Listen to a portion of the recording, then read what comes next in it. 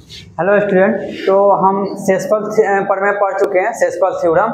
आज हम पढ़ने वाले हैं गुणनखंड प्रमेय। ठीक, बहुपद का गुणनखंड, बहुपद का गुणनखंड।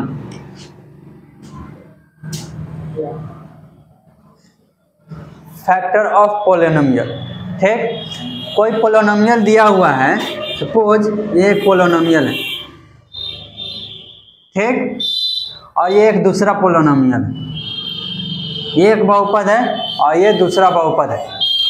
यदि ये बहुपद इस बहुपद से पूरी तरह से विभाजित हो जा रहा है तो कहेंगे कि यह इसका गुणनखंड है। जैसे एक संख्या के केस में देखें, ये 18 है और ये 9 है। इस 18 को 9 से डिवाइड करें तो ये पूरी तरह से 18 9 से कैंसिल हो जाए, विभाज्य है, विभाजित हो जाता है। तो ये 9 जो है वह इसका क्या होगा, गुणनखंड कहलाएगा। तो हम बहुपद पढ़ रहे हैं, ये तो अंकगणित से संबंधित है, हम ये बीजगणित में पढ़ रहे हैं बहुपद। तो एक तरीका ये है कि इसको हम इससे विभाजित करें और देखें कि यह इससे पूरी तरह से विभाजित हो रहा है नहीं, अर्थात शेषफल 0 आ रहा है नहीं। और दूसरा ये है कि हम एक थ्योरम का उपयोग करके और ये बिना विभाजित किए ही जान सकते हैं, और उस थ्योरम का नाम है गुणनखंड प्रमेय, यानी फैक्टर थ्योरम।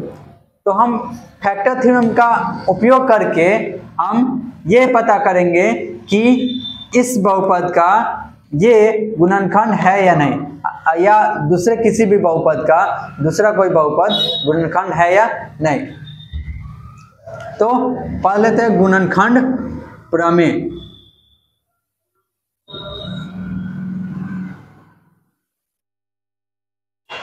गुणनखंड प्रमेय क्या कहता है कि कोई एक बहुपद है, px एक बहुपद है जिसका घात px का घात जो n है वह px का कोई घात है जो n जो है वह 1 के बराबर या 1 से बड़ा है। ठीक, तो px कोई बहुपद है जिसका घात n जो है वह 1 से बड़ा या बराबर है। तो x माइनस a, एक नंबर में x माइनस a ये तो दिया हुआ है। ठीक, एक px n घात का बहुपद दिया हुआ है। सपोज एग्जांपल ये जिसका घात जो है वह 1 से बड़ा होगा या बराबर होगा। तो x माइनस a px का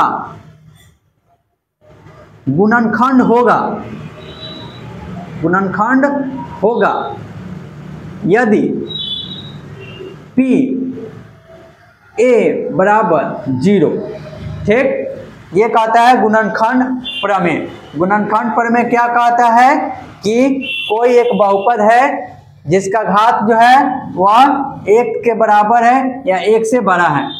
ठीक, जैसे कि एग्जांपल में ये ले लिए, ये 1 से बड़ा है।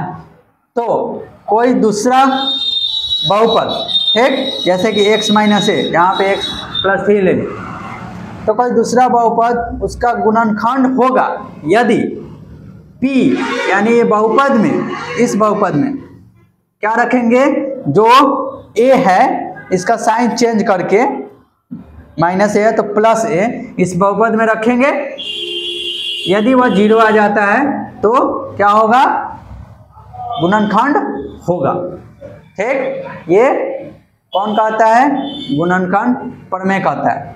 ठीक, और दूसरी बात ये कहता है, अर्थात यहाँ पे हमको चेक करना होगा ये इसका गुणनखंड है या नहीं। तो क्या करेंगे, इसमें हम रख देंगे कितना, x के जगह पे -3 रख देंगे और देखेंगे ये 0 आ रहा है कि नहीं। यदि ये 0 आ जाता है तो कहेंगे ये इसका गुणनखंड है। ये एक बात कहता है। दूसरी बात ये कहता है कि यदि pa बराबर 0 हो तो, यदि pa 0 है, ठीक, पहले से हमें पता है कि इसमें ये रख देने पर 0 आ जा रहा है। ठीक, तो x माइनस a px का एक गुणनखंड होगा। इसी बात को दो रूप में कहा गया कि यदि x माइनस ए px का गुणनखंड है, यदि गुणनखंड है तो pa 0 होगा। और इसी को दूसरे शब्दों में बोल दिया गया कि यदि pa 0 है तो x माइनस ए px का गुणनखंड होगा। अर्थात ये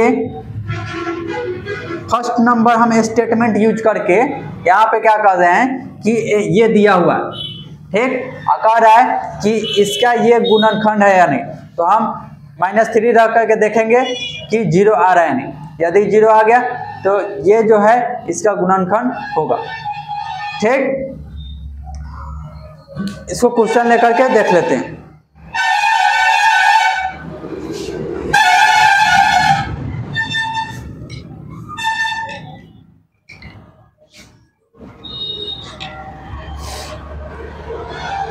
एक्सरसाइज 2.4, एक्सरसाइज 2.4 क्या कह रहा है? पहला नंबर क्वेश्चन, बताइए कि निम्नलिखित में से किस बहुपद का गुणनखंड x + 1 है। ये दे दिया हुआ है, बहुत सारा दिया हुआ है, 4 ठो दिया हुआ है, 4 ठो बहुपद दिया है। अब पूछ रहा है कि x + 1 उस बहुपद का गुणनखंड है या नहीं। तो x + 1 बराबर 0 करें तो x = कितना हो जाएगा? -1। तो -1 हम उस बहुपद में रखेंगे, ठीक। जैसे एक ठो ले लेते हैं, तो एक ठो दिया हुआ है x³ पहला प्लस x² प्लस x + 1।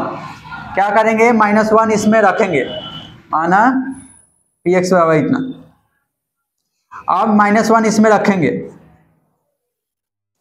तो कितना आ जाएगा? -1 का क्यूब प्लस -1 का स्क्वायर प्लस -1 और प्लस 1। -1 इसमें रख दिए, यहाँ पे -1, यहाँ पे -1, 3 का 3, -1 स्क्वायर का स्क्वायर -1 और +1 है तो +1, ठीक। अब इसको क्या करेंगे? सिंप्लीफाई करेंगे। -1 का क्यूब -1 ही होगा, यहाँ पे प्लस -1 का स्क्वायर, ये सम रहता है तो प्लस बन जाता है, तो +1 हो जाएगा। यहाँ पे विषम था तो इसलिए -1 लिखे, यहाँ प्लस माइनस -1 होगा और ये +1। तो ये 1 का 1 2 और -2 बराबर 0। ये सेम चिन्ह था, जोड़ दिए, ये भी सेम चिन्ह था, जोड़ दिए, 0 आ रहा है। तो हम कहेंगे कि इसका ये क्या है? x + 1 गुणनखंड है। तो एक ही से स्टेटमेंट का यूज किए, वहाँ पे दूसरे नंबर स्टेटमेंट में क्या कहा था कि pa 0 तो x - a गुणनखंड होगा। दूसरा नंबर कथन में बोले थे ना, इसके पहले जो बताया गुणनखंड प्रमेय। तो यहाँ पे pa 0 आ रहा है, a के जब -1 है तो pa 0 आया, इसलिए x - a, यहाँ पे x + 1 है तो x + 1 गुणनखंड होगा, ठीक। अब देख लेते हैं दूसरा नंबर क्वेश्चन। दूसरा नंबर क्वेश्चन क्या कह रहा है?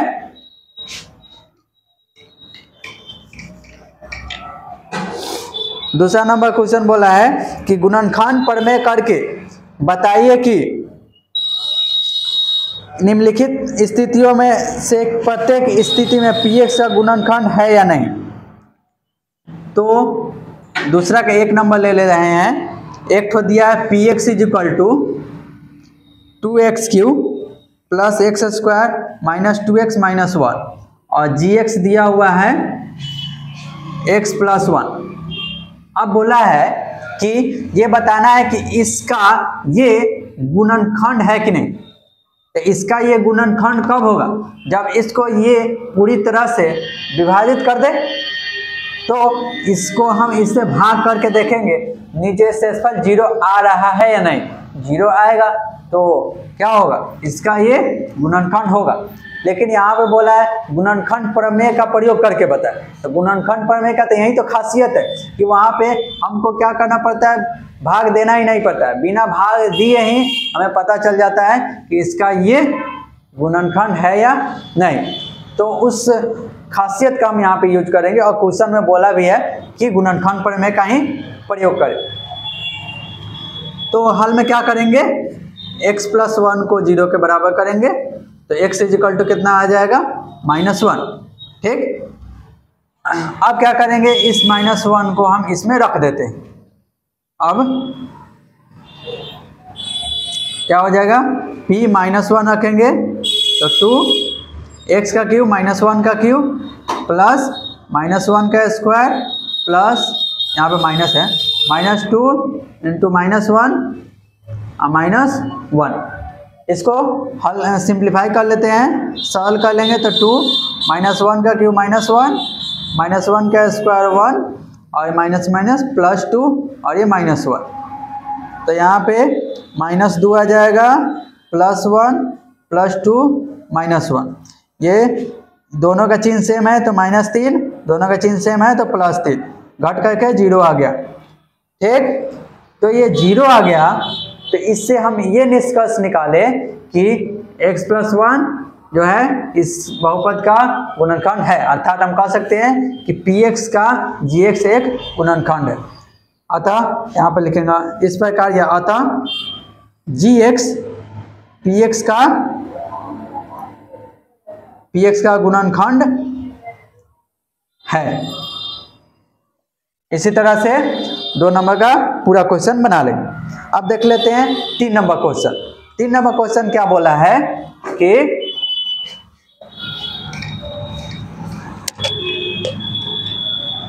3 नंबर क्वेश्चन कह रहा है कि k का मान ज्ञात करना है।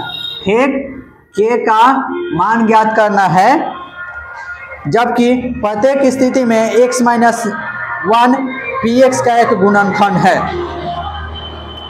ठीक, तो एक बहुपद दिया है px = x² + x + k। ठीक, यहाँ पे k का मान ज्ञात करना है।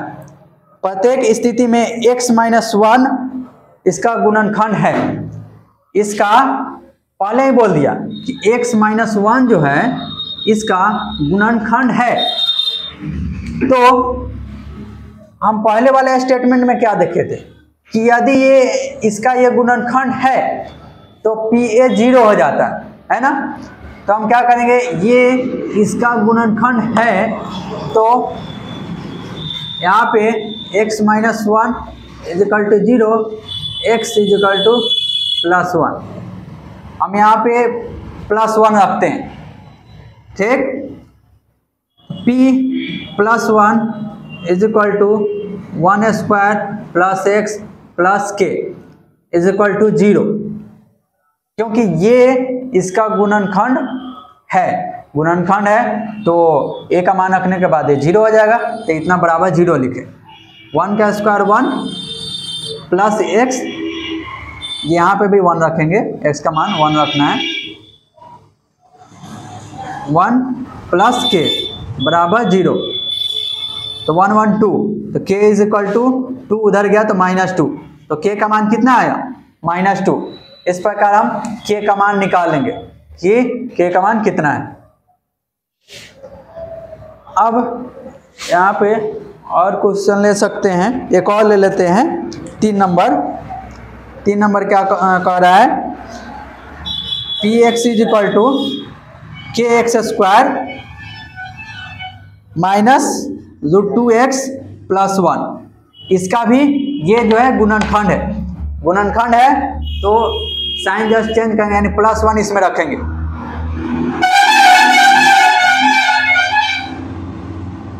तो k 1 के x के जगह पे 1 का स्क्वायर -√2, ये 1 के जगह पे x के जगह पे 1 और +1 बराबर में 0 कर देंगे, क्योंकि इसका ये गुणनखंड है, क्वेश्चन में बोल दिया। अब क्या करेंगे, इसी को दोनों को लेंगे, इसको हटा देते हैं। तो यहाँ पे k बच जाएगा, 1 का स्क्वायर 1 होता है, के बचेगा -√2 होगा और +1 बराबर 0। के का मान निकालना है तो दोनों को उधर भेज देते हैं RHS में। तो क्या हमें बचेगा, के बराबर √2 माइनस में है तो उधर जाएगा, तो √2 प्लस में हो जाएगा, 1 उधर जाएगा तो -1, यही हो जाएगा आंसर। के का मान √2 - 1। अब देख लेते हैं 4 नंबर। ठीक, 4 नंबर में गुणनखंड ज्ञात करना है।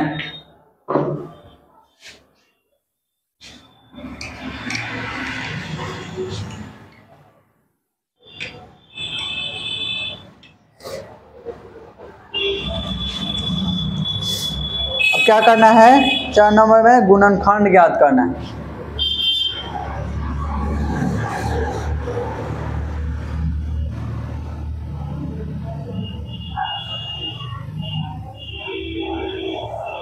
गुणनखंड ज्ञात कीजिए। 12x² - 7x + 1। ठीक, इसका क्या करना है, गुणनखंड ज्ञात करना है। तो गुणनखंड कैसे ज्ञात करेंगे, 12x² है -7x + 1। सबसे पहले क्या करते हैं कि x² का जो गुणांक है और ये लास्ट का जो अचर पद है, ये ध्यान में रखेंगे। ये लास्ट में जो है इसके साथ x नहीं है, कोई भी चर नहीं है, और यहाँ पे जो चर है उसका घात 2 है, तो इसके गुणांक को इसके से गुना कर देते हैं चिन्ह के साथ, तो 12 एकम 12 आ गया। अब क्या करेंगे कि इसका अभाज्य गुणनखंड करेंगे 12 का, तो 2 × 6 = 12, 2 × 6 हो गया। ये अभाज्य संख्या आ गया, यानी इसके या केवल एक और ये खुद से कटेगा, अभाज्य संख्या आ गया तो छोड़ देंगे। अब क्या करना है, मेन मकसद होता है कि इस बीच वाले टर्म को 2 टर्म के रूप में लिख देना, इसको 2 भाग में बांटना है, स्प्लिट कर देना बीच वाले टर्म को। ठीक, यानी कि ऐसे करना, अगर बीच में कोई सपोज 8 है तो हम इसको 4 + 4 लिख सकते हैं ना, इस तरह से कुछ करने का यहाँ पे मेन मकसद है। तो 4 + 4 6 + 2 भी कर सकते हैं, तो इस तरह करे या इस तरह से करे या किसी दूसरे तरीका से करे, तो वह उचित तरीका देखते हैं जिससे हम गुणनखंड ज्ञात कर पाए। तो वह कैसे लिखना उचित होगा, इसके लिए हम ये काम कर रहे हैं। तो मेन मकसद क्या है ये जान गए यहाँ पे कि हमको तोड़ने का मकसद है बीच वाले टर्म को। ठीक, इसको कुछ नहीं करते हैं, इसको वैसे ही लिखेंगे 12x², और लास्ट वाला भी वैसे ही रहता है +1 का +1। बीच में जो है ये कितना है, -7। ठीक, ये -7 है। -7 हमें पता, -7 को 2 भाग में तोड़ना है, 2 भाग में तोड़ना है, 2 ठो संख्या आएगा जिसको गुना करने पर इतना 12 आना चाहिए। तो 2 संख्या हम इसी से पता करेंगे, 3 को जो है ना उसी से, तो गुना करने पर इसको 12 आ जाएगा, इसका टेंशन नहीं लेना है, केवल हमको जोड़ने घटाने पर -7 आना चाहिए। तो ये क्या कर लेते हैं, 2 और 2 को गुना कर देते हैं 4, और ये 3 ले लेते हैं, तो 4 और 3 7 हो जाएगा। इस दोनों को हम एक साथ लेते हैं तो 4 हो जाएगा गुना करने पर, और ये 3, 4 3 7 हो जाएगा, और 4 3 7 हो जाएगा, और यहाँ पे -4 ले लेंगे और यहाँ पे -3 ले लेंगे, तो गुना करने पर माइनस प्लस 12 आ जा रहा है। ठीक, गुना करने पर इतना आना चाहिए और जोड़ने पर इतना आना चाहिए, तो जोड़ देने पर इतना आया। ठीक, और गुना करने पर इतना आया। दोनों कंडीशन अगर फुलफिल कर रहा है तो उस नंबर को हम ले लेंगे, वह उचित नंबर है, तो दोनों कंडीशन को फुलफिल कर रहा है। जोड़ने पर ये आना चाहिए और गुना करने पर ये आना चाहिए, ये यहाँ पे जो है, तो ये दोनों कंडीशन फुलफिल कर रहा है। अब ये भी तो आ सकता है कि इस दोनों को करें और इसको एक को छोड़ दे, तो 3 2 को ले लेंगे तो 3 दूना 6 और इसको अलग रखते हैं 6 और 2, तो 6 2 को करेंगे तो 8 आएगा। 8 हमको थोड़ी चाहिए, 6 में 2 घटा भी देंगे तो क्या मिलेगा 4 मिलेगा, तो 4 भी हमको नहीं चाहिए, इसलिए हम ये दोनों को लिए हैं, इसको अलग रखें। अब यहाँ पे -4 लिख देते हैं, -4 और x जो है लिख देंगे, दोनों में लगा देंगे -3x। ठीक, तो यहीं इसको 2 भाग में तोड़ने के लिए इतना काम करना पड़ा। अब देखो यहाँ पे इस दोनों में देखेंगे, इस दोनों में क्या क्या चीज कॉमन है, उभयनिष्ठ है, यानी दोनों में मौजूद है। तो ये भी 4 से कटेगा जाएगा, ये भी 4 से कट जाएगा, इसमें भी x है मौजूद है और इसमें भी, तो 4x, 4 से 3 मतलब है, और एगो x से एगो x कट गया, x 4 से माइनस है, प्लस है माइनस है, तो माइनस 4 से 4 कट जाएगा, 1 मतलब है, तो 1 लिखने की जरूरत नहीं, 1 से x कट जाएगा, तो 1 लिख, 4x से 4x 1 मतलब कट। यानी दोनों में देख लेते हैं कितना, सबसे ज़्यादा कितना दोनों में उभयनिष्ठ है मौजूद है, उसको बाहर निकालें। इस दोनों में देखते हैं, ध्यान रखते हैं कि ये जितना है इतना ही आना चाहिए यहाँ पे कॉमन करने के बाद इसमें से। तो देखो पहले प्लस है तो यहाँ पे तो माइनस है, हमको ये प्लस बनाना होगा, तो प्लस बनाने के लिए हमको माइनस चाहिए, माइनस से गुना कर दें प्लस बन जाएगा। और यहाँ पे मैक्सिमम कितना इसमें कॉमन ले सकते हैं, ये दोनों में एक के अलावा दूसरा कौन है संख्या से, तो दोनों कटेगा नहीं, तो 1 ले लेते हैं, 1 से दोनों कट जाएगा।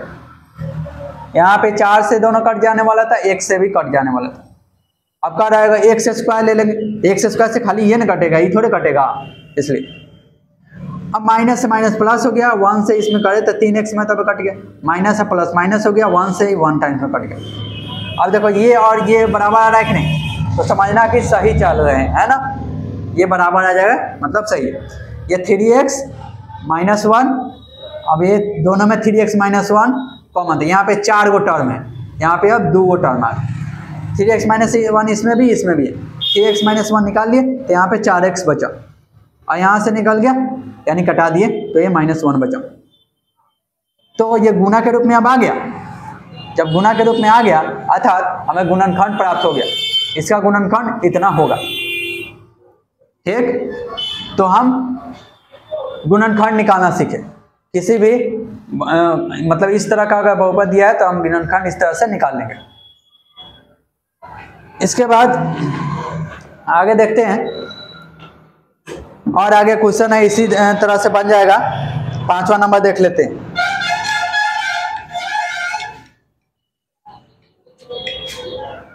पाँच नंबर में भी गुणनखंड निकालना है। दिया हुआ है x³ - 2x² - x + 2। ठीक, इसका क्या बोला है, गुणनखंड ज्ञात करें, इसका गुणनखंड ज्ञात करना है। एक ठो 4 ठो तो पहले से दिया गया, उसमें 3 ठो था और स्क्वायर था, यानी द्विघात वाला था। यहाँ पे 4 ठो दिया हुआ, इसमें अरेंज कर लेते हैं। अरेंज भी यहाँ पे है, इस दोनों में देखो, इस दोनों में हम क्या कर लेते हैं, x से ये दोनों कट जाएगा, x से कॉमन कर लेते हैं, तो x से x कट जाएगा, x² बचा। अच्छा, x² भी कॉमन कर लेते हैं, दोनों में x² मौजूद है, तो x² ले लेते हैं, तो x² से x² कट गया, एगो x बचा, माइनस है तो माइनस, x² से x² कट गया, 2 बचा। यहाँ पे हमको x में प्लस चाहिए, यहाँ पे माइनस है तो माइनस हम कॉमन कर लेते हैं, और ये दोनों 1 से ही कटेगा और दूसरा संख्या से तो कटेगा नहीं, तो माइनस से माइनस प्लस 1 से x टाइम्स, और माइनस प्लस माइनस हो जाएगा 1 से 2 टाइम्स में। अब देखो ये मैच कर गया, मतलब हम सही जा रहे हैं। ये x - 2 दोनों में मौजूद है, x - 2 निकाल लेते हैं, तो यहाँ बचेगा x² और यहाँ बचेगा -1। अब देखो यहाँ पे और भी इसको तोड़ सकते हैं आगे, 1 है तो 1 का हम स्क्वायर कर दें, 1 का स्क्वायर 1 होता है, कोई फर्क नहीं पड़ता है।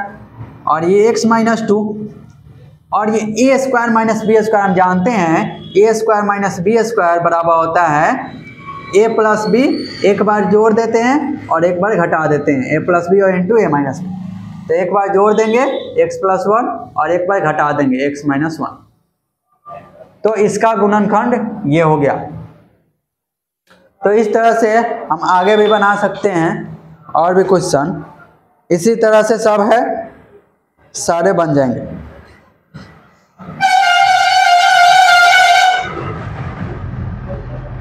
एक और ले लेते हैं, एक और क्वेश्चन सॉल्व करा देते हैं।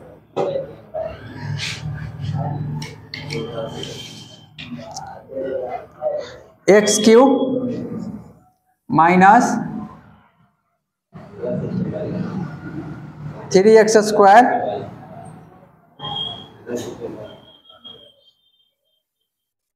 x³ minus 3x² minus 9x plus -9x+5। ठीक, देखो यहाँ पर क्या करेंगे, ये त्रिघात है, हम यहाँ पे कॉमन करें तो कॉमन करने के बाद x-3 मिलेगा, यहाँ पे x-3 तो आ नहीं सकता है। तो जिस तरह से हम बनाए हैं उस तरह से यहाँ पे बनने वाला तो नहीं दिख रहा। त्रिघात बहुपद का गुणनखंड निकालने का एक और तरीका हम पिछले वाले वीडियो में बता चुके हैं कि क्या कहते हैं, ये जो अचर पद है इसका हम क्या कर लेते हैं, गुणनखंड निकाल लेते हैं। इसका गुणनखंड निकाल करके और इसमें रख करके देखते हैं कौन जीरो कर रहा है। इस प्रकार वहां से एक गुणनखंड मिल जाता है। उसके बाद जो गुणनखंड मिलता है उसको कॉमन करके फिर द्विघात आता है, उसको गुणनखंड करते हैं।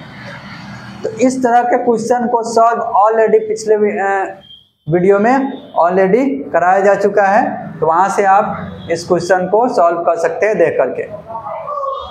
तो आज हम इतना यहीं पे इस सेशन को एंड करते हैं। कोई डाउट आप कमेंट में पुट कर सकते हैं।